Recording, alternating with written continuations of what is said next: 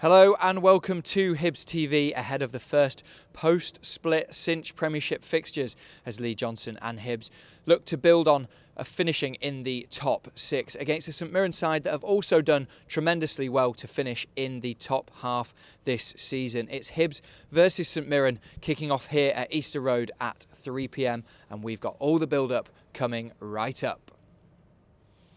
And I'm delighted to be joined to look ahead to this game with the Hibs women's captain, Joelle Murray. Joelle, the league table's been so tight, hasn't it, all the way through the campaign.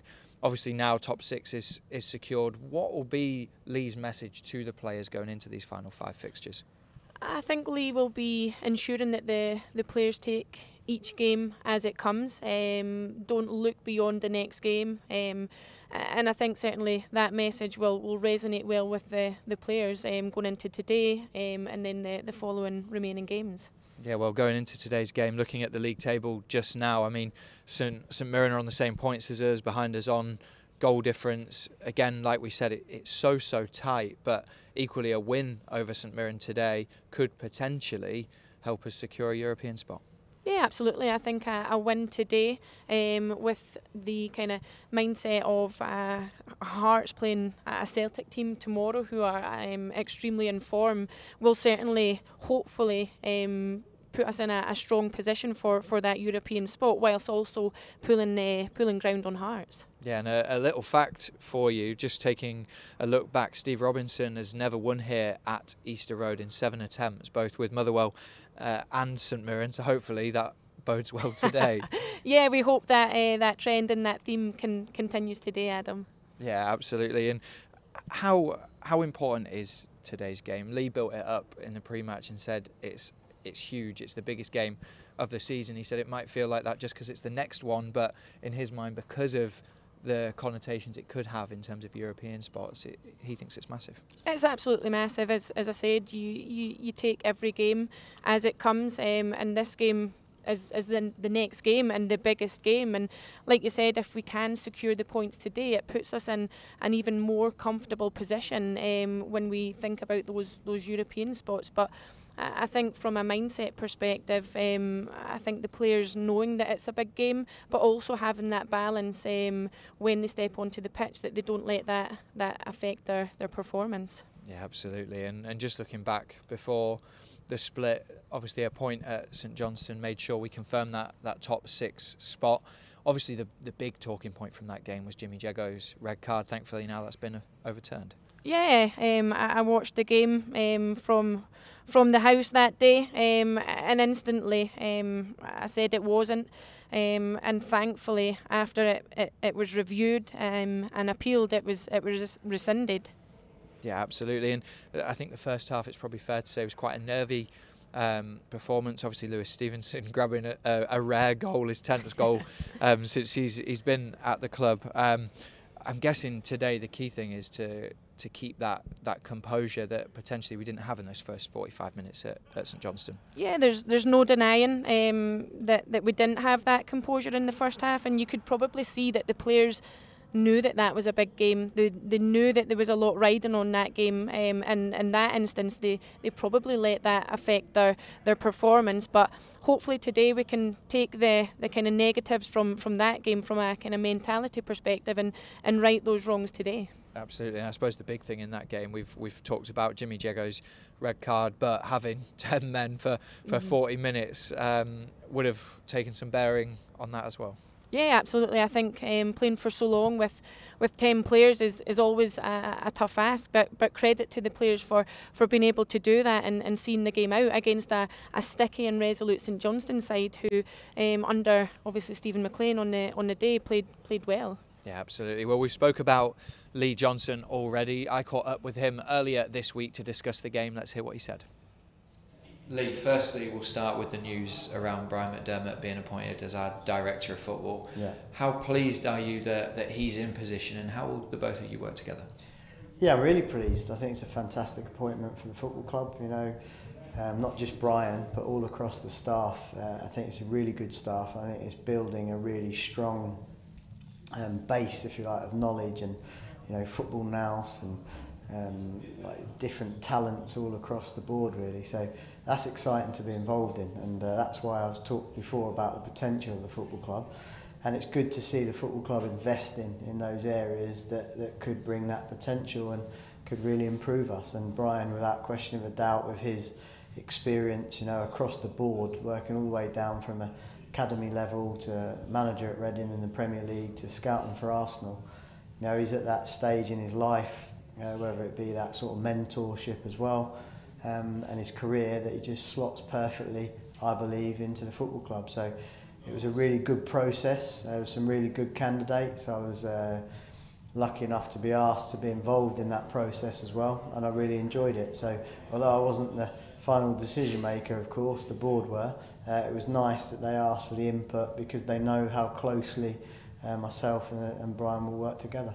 Absolutely, and he's been around the training ground today watching you and your coaching staff and the players prepare for St Mirren on Saturday. How big of a game is this one? It's a huge game. You know, I'm desperate to fill Easter Road as much as we can. You know, I genuinely feel this is one of, if not the biggest game of the season. I know it feels like that because it's the next one, but I'm really looking for, again, that club performance. You know, the boys are prepared.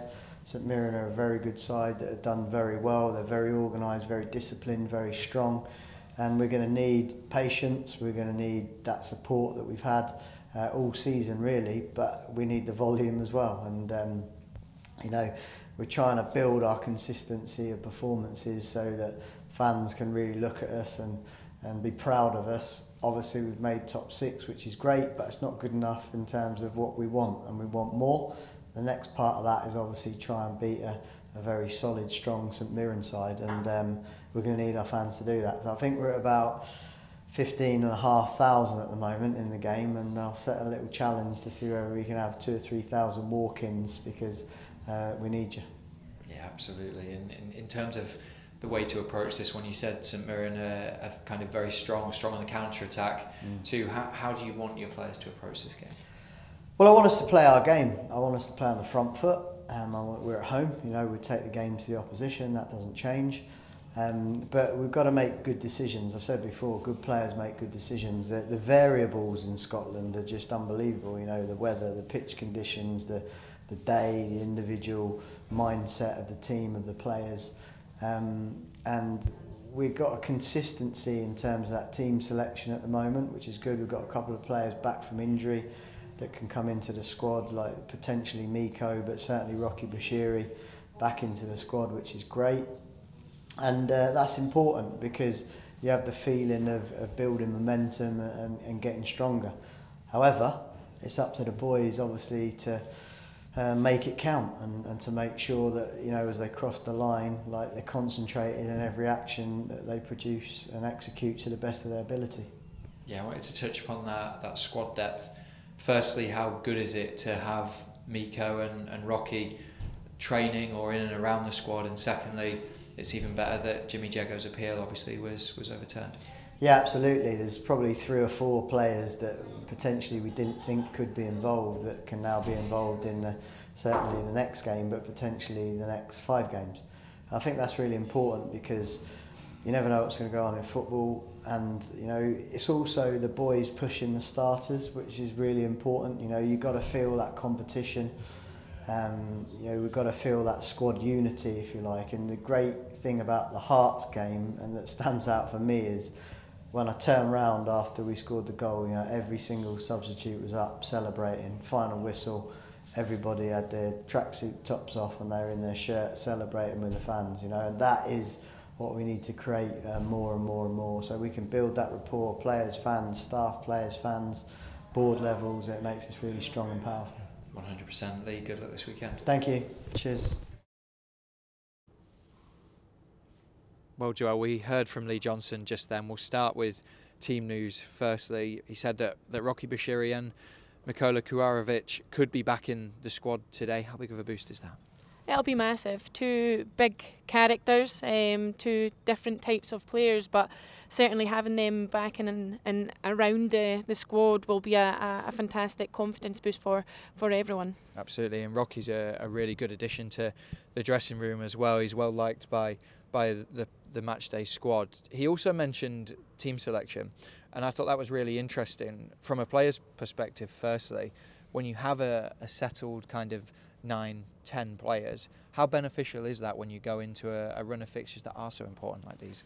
It's massively beneficial. I think collectively having that consistency is extremely important, but from an individual perspective, playing alongside this kind of same player week in, week out, knowing who's beside you, knowing who's in front of you, knowing their strengths and weaknesses is massively important. So from a selection perspective, if we can get that consistency week in, week out, it will only enhance the performance on the pitch. And I suppose we've seen that this season in terms of the runs of wins and sometimes the runs of defeats too. Yeah, sometimes the dip in form has correlated with obviously uncontrollables and injuries and illness, but sometimes that's kind of correlated with those instances. So yeah, you'd like to think that we can kind of go from now to the end of the season with a bit of consistent kind of starting 11. Yeah, absolutely. And looking again at today's game, like we said before, Lee's built this up as a massive fixture. Do you think that is because we've got a trip to Pittodrie next, then the Old Firm here, and then a trip to Tynecastle? Obviously you're going to have the bigger, harder fixtures when you get into the top 6, but you think that's playing on his mind a little bit? I think so. I think naturally the split ensures that the remaining fixtures are extremely competitive against the best teams in the league. So I think he's probably mentioned that with knowing that he's going to Pittodrie, which is naturally a hard place to go at the best of times, and knowing that he's up against the second, the third and the first best teams thereafter. Absolutely. Well, it's been an up and down, a bit of a roller coaster of a season here at Easter Road, but there have been some special moments. We're currently got the poll ready for our goal of the season. We'll come to the women's one next, Joelle, but let's have a look at the men's goal of the season now, because there's some absolutely cracking ones in there. Hibs conjure up one last chance. Martin Boyle through for Ellie Yuan. He's inside the area, needs a decent cutback. Boyle is there! And Martin Boyle! And from Josh Campbell! Here for Kukarevich, he scores! Oh, what a delightful finish! He does! Kevin Nisbet again! And that's much better from Ewan Henderson. Ellie Yuan! And it's in the net! Hibs have the lead in the Edinburgh Derby! Hibs conjure up one last chance. Martin Boyle through for Ellie Yuan. He's inside the area, needs a decent cutback. Boyle is there! And Martin Boyle, on his return to Easter Road, brings Hibs level at the net! What a fairy tale Stuart level! Put back in again. Deutsch cuts it down for Campbell, edge of the area. Yeah! From Josh Campbell! Left-footed from the edge of the penalty area. Beats John McLaughlin, all ends up. And 2 minutes into stoppage time, Hibs are back on level terms. Kukarevich, edge of the area. He's got a beyond Gogic chance here for Kukarevich. He scores! A second for Hibs. Nikola Kukarevich out-muscles Alex Gogic in the box. Helkerson goes for goal himself. Henderson with a chance. That's 3! And that's much better from Ewan Henderson. Strokes that one into the back of the net. Melkerson's initial shot blocked, rolled into the path of Henderson. Here's Cadden. Hibs with a spring in the step. Oh, what a delightful finish from Chris Cadden to make it 2-0. Absolutely brilliant. Fantastic strike. There's Ryan Fortress on a great challenge in the midfield area already. Nisbet. Oh, there we have it. We have the hat trick.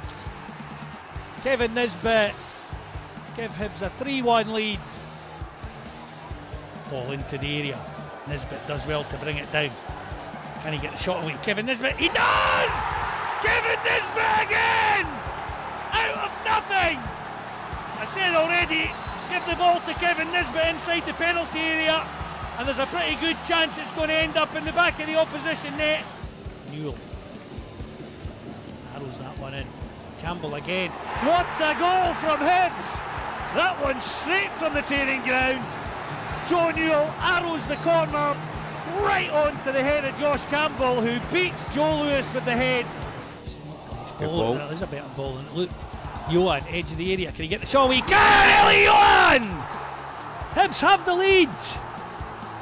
Ellie Johan again, a man on fire. Well, he's right-footed towards the back post. Hanlon climbs. Chance, it's in the net! Hibs have the lead in the Edinburgh Derby! Kevin Nisbet, the goal scorer!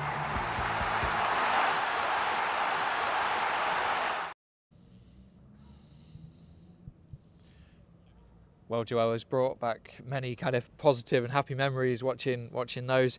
The voting, I believe, is really tight. What's your favourite?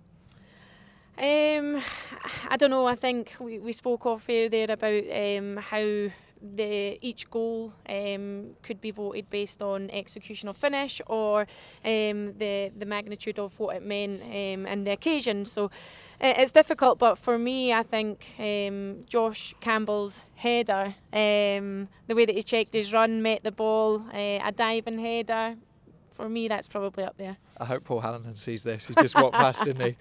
He did. Fantastic. Right, well, we'll go to a quick commercial break now, but make sure you stay with us because we'll be hearing from our new Director of Football, Brian McDermott, and watching some of the women's goals of the season as well. We'll see you shortly. Shop without online trackers following your every step. Get NordVPN now and avoid online trackers. NordVPN, cyber security built for every day.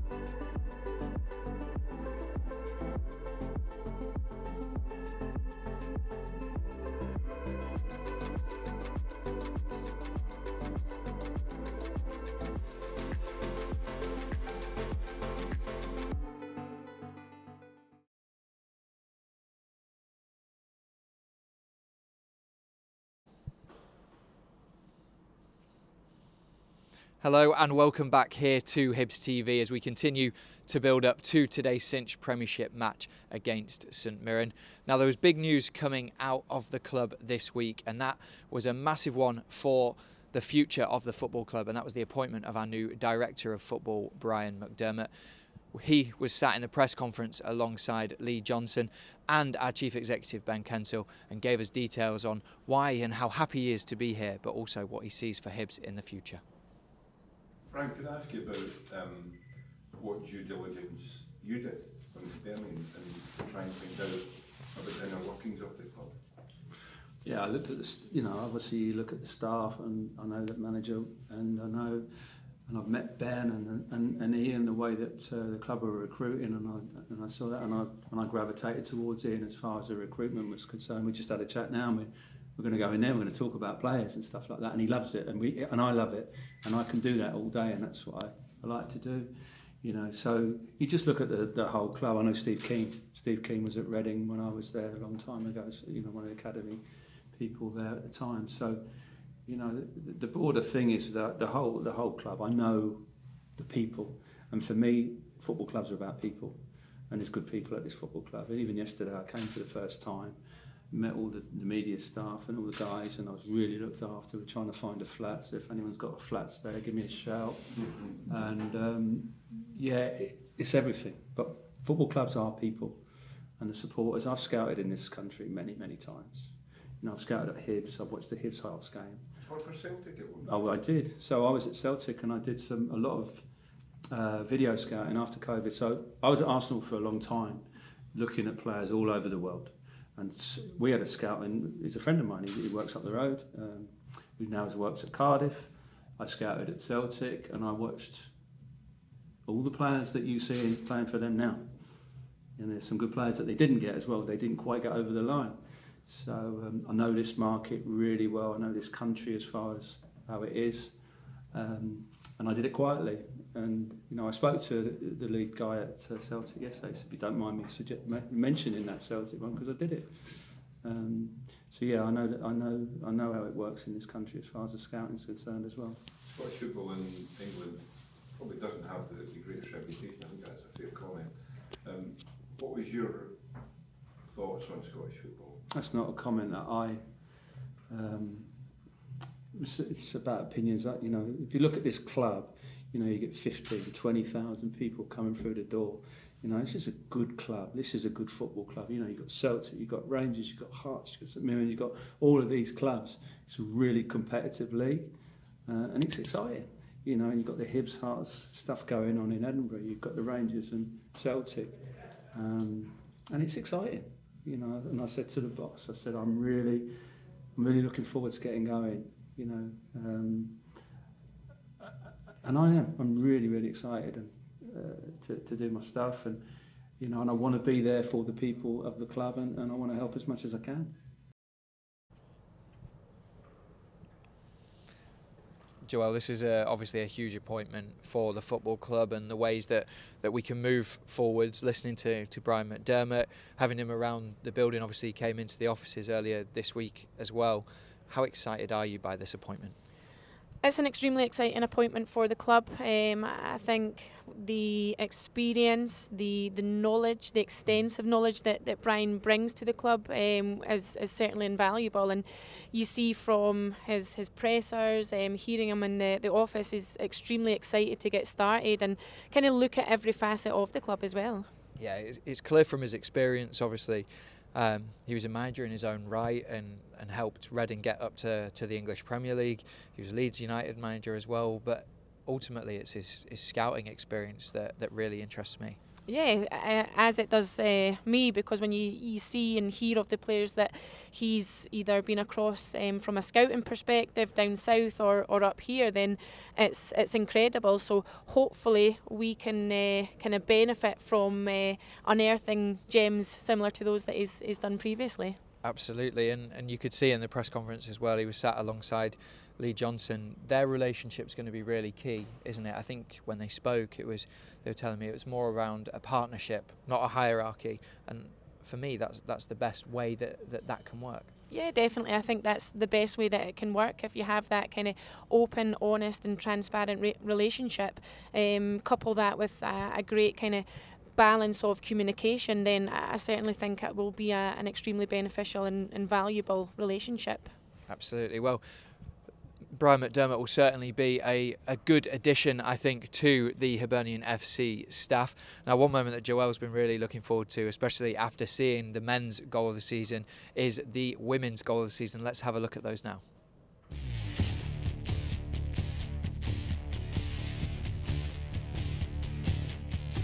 Eva Cookin coming away with it, and Michaela McAloney with an audacious effort.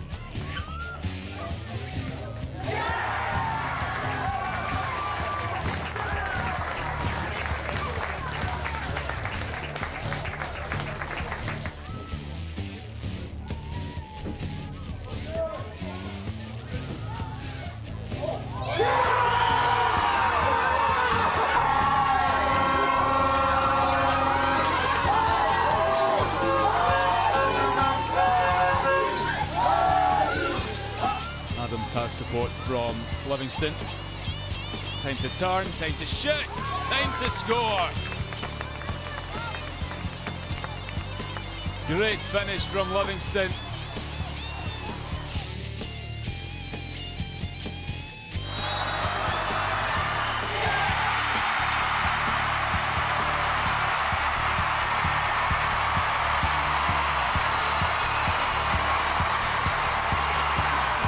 On the rebound, Amy Muir contesting.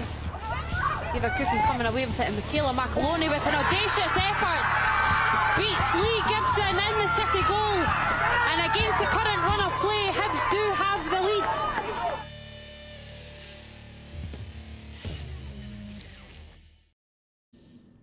Well, there's some great goals there as well. Voting for the men's and women's goal of the season is still open. It closes on Monday. Joelle, I'm sure, looking back at those, you have some favourites from being in the game, some emotion as well, looking back at them, but what was your favourite?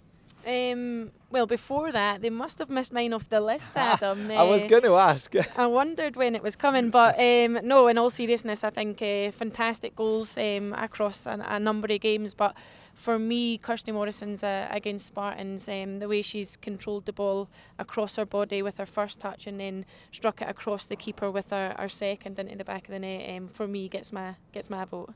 Fantastic. Well, we'll see who the winner is at the Player of the Year awards at the end of the season. I think that's just about all we've got time for. So, Joelle, thank you very much for joining us. And everyone at home, thank you very much for watching.